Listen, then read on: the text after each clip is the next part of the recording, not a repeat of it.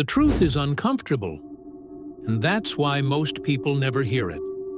People don't use you because they're cruel. They don't exploit you because they're manipulative masterminds. And they definitely don't sit around plotting how to drain your time, energy, or value. They use you because you silently teach them that they can. And the most dangerous part, you don't even realize you're doing it, because it feels like being a good person. The moment you start feeling tired, resentful, overlooked, or strangely invisible, the moment you hear yourself thinking, "Why does this always happen to me?" the transaction has already been completed. You paid, they benefited, and nobody ever said it out loud. Before we go any further, understand this. If this video makes you uncomfortable, do not turn it off. That discomfort isn't confusion. It's recognition. Stay. Because what you're about to hear is the exact reason some people are respected, and others are endlessly consumed. People like to believe the world is divided into good people and bad people, users and victims, manipulators and the manipulated. That story feels safe. It protects the ego. Because if someone is using you, then they must be the villain, and you must be innocent. But reality doesn't work like that. Human beings respond to incentives, signals, and patterns. Not morals, not intentions, signals. And the world doesn't punish kindness. It punishes predictability. When someone keeps leaning on you emotionally, when they keep asking for favors, when they assume your time, attention, or effort is always available, that isn't cruelty. That's feedback. They are responding to what you consistently offer without resistance. You answer fast. You listen longer than you should. You explain yourself when you don't need to. Over time, your presence stops feeling like a choice and starts feeling like a utility. Here's the lie most people never question. If I'm generous, people will treat me better. In theory, it sounds noble. In reality, generosity without limits doesn't create respect. It creates entitlement. Because the human mind doesn't value what is freely and endlessly available, it categorizes it as replaceable, not consciously, instinctively. And this is where it gets uncomfortable. The reason people feel comfortable using you is not because you are weak. It's because you are safe. Safe to interrupt. Safe to request from. Safe to lean on. Safe to disappoint. You don't push back. You don't create tension. You absorb it. And in social dynamics, the person who absorbs tension loses leverage. Every time. Notice your internal reaction when someone oversteps. You don't get angry first. You get quiet. Your chest tightens. Your mind rushes to explain why their behavior makes sense. You justify them before you ever defend yourself. That reaction feels mature, understanding, calm, but underneath it is a reflex. Avoid friction at all costs. And people can feel that reflex, even if they can't explain it. What most people don't realize is that every relationship runs on an invisible contract. Not a spoken one, a behavioral one.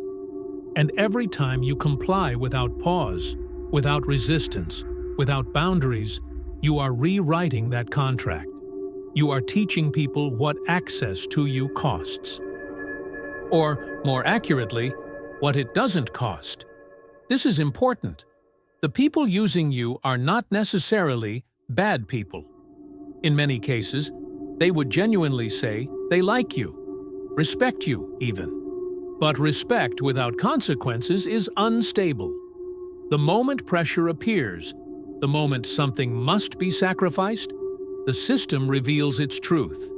And the person who always gives becomes the default source, not the priority. So if you want people to stop using you, you don't start by blaming them.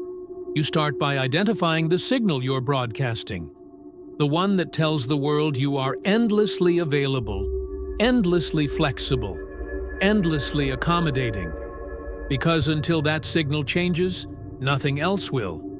And in the next part, you'll see exactly what that signal is, and why certain people are almost never exploited, no matter where they go. The signal that makes people use you isn't something you say out loud. It's not a sentence, it's a pattern, a rhythm in how you respond to the world. People don't wake up and decide who to exploit. They notice who is easiest to lean on. And ease is communicated long before words appear.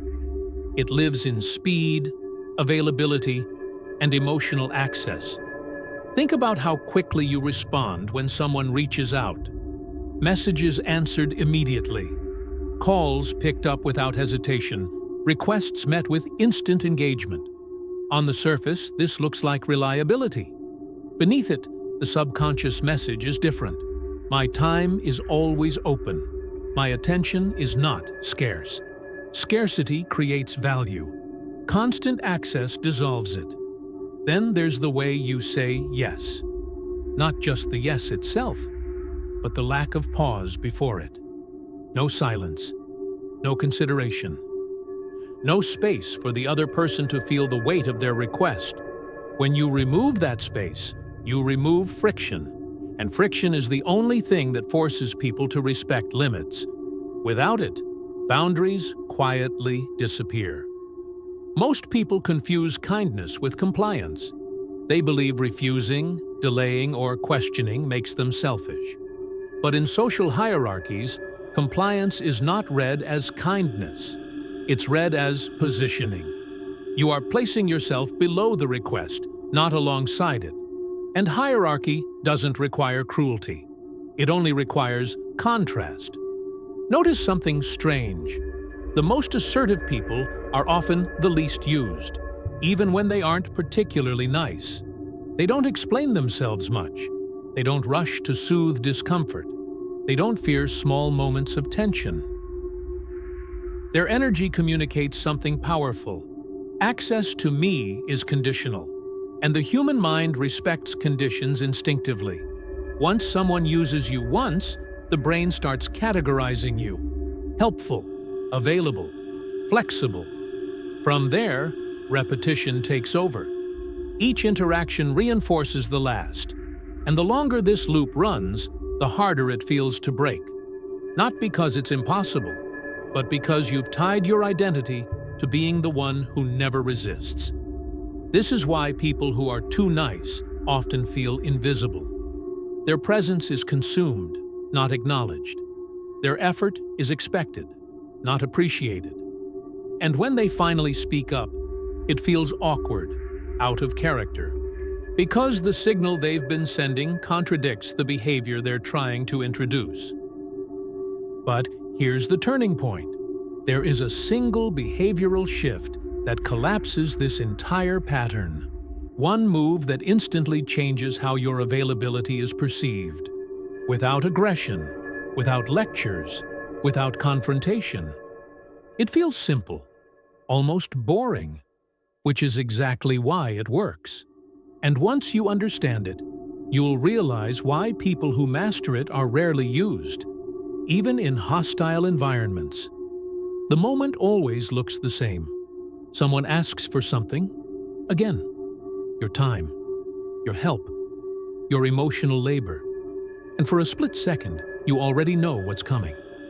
That familiar pull, the expectation, the unspoken assumption that you'll say yes, explain why, and make it easy. This moment is where everything changes, or stays exactly the same. Your old pattern activates instantly.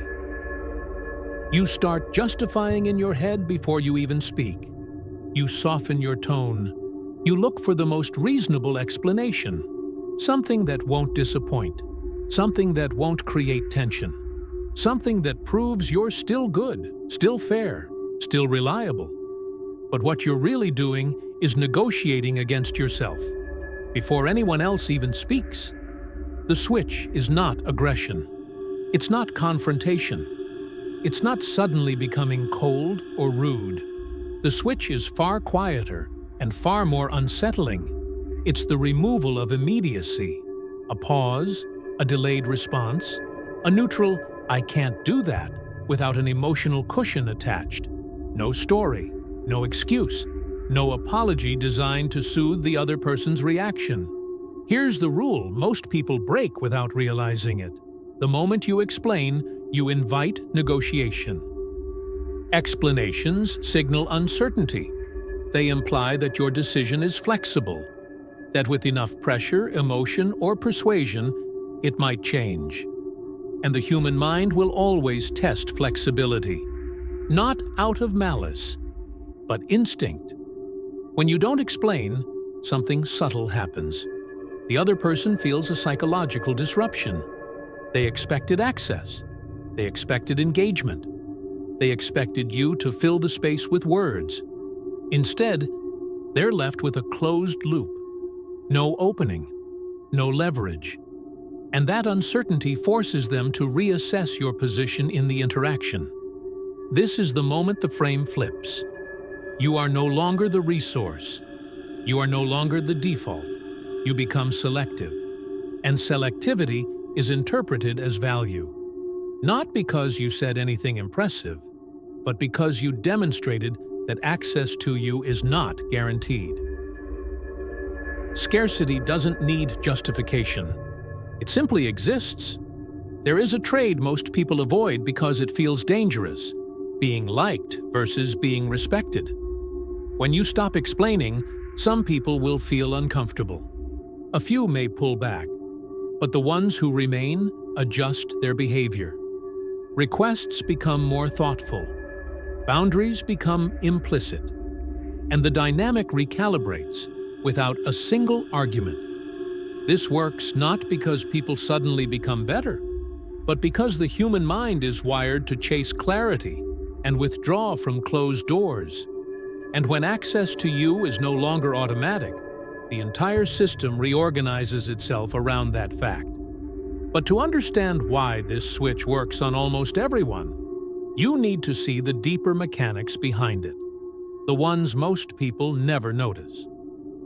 What you just learned works because human beings don't respond to words, they respond to patterns of access.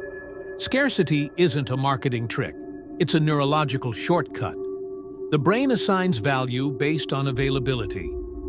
When something becomes harder to reach, the mind assumes it must be important. Not logically, automatically. The moment you remove instant access to yourself, you create uncertainty. And uncertainty produces anxiety. Not panic, but attention. The other person starts replaying the interaction. Did I misjudge them? Did something change? That internal questioning is critical because it forces the brain to reevaluate your role. And reevaluation is where power shifts happen. This is why long explanations weaken you. They resolve uncertainty too quickly. They hand the other person emotional closure. When you stay calm and brief, you leave a gap, and the mind hates gaps. It tries to fill them, and most of the time, it fills them in your favor. They must have options. They must not need this. They must be solid. At a deeper level, every interaction is a silent negotiation of hierarchy. Who adapts first? Who fills silence? Who feels the need to smooth tension? When you stop rushing to regulate other people's emotions, you stop signaling lower status. You're no longer managing the room. You're simply occupying it. Notice something important. Anger destroys this effect. Emotional spikes leak neediness. They reveal that the situation still controls you. Calm detachment, on the other hand, reads as self-sufficiency. It tells the subconscious mind of the other person that you are not dependent on the outcome. And dependency is the true marker of weakness. This is why people who remain composed under pressure are rarely exploited. They don't chase resolution. They don't rush to fix discomfort.